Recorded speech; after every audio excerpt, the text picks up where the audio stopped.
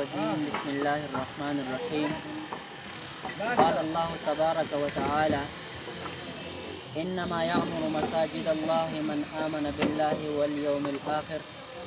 صدق الله العظيم. وقال النبي صلى الله عليه وسلم: من بنى لله مسجدا بنى الله له بيتا في الجنة. الحمد لله، هذه المدرسة المسمى بحقانية كتاب معيار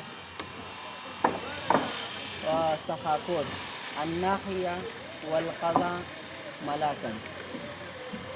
فوضع أساس هذه المدرسة شيخ المشايخ أستاذ العلماء حضرة مولانا محمد قاسم حفظه الله ورعاه.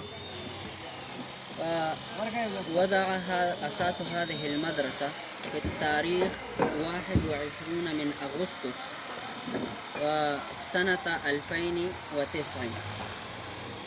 الحمد لله، كثير من الطلاب يتعلمون هنا بأنواع مختلفة من علوم الدينية، ونسبة المعلمين هنا في هذه المدرسة حوالي 25 معلما. وأما عدد الطلاب في هذه المدرسة زهاء 400 وكلهم مقيمون هنا.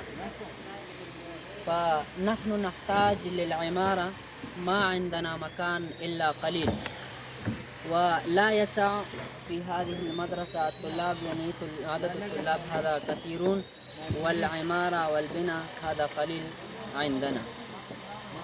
فنحن بدأنا بهذه العمارة، هذا المسمى بإحاطة محمدية، وهذا مشتمل ومتضمن ب4 طوابق، وهذا ينفق كثير من الأموال، وهذا يحتاج يعني الحديد مثلا، يعني 10 أطنان من الحديد، وسعره على ما أظن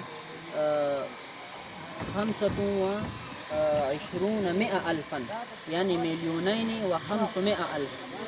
وأما عدد الكتلة يعني بلاك فهذا يحتاج 8,000، فسعره 400 ألفا.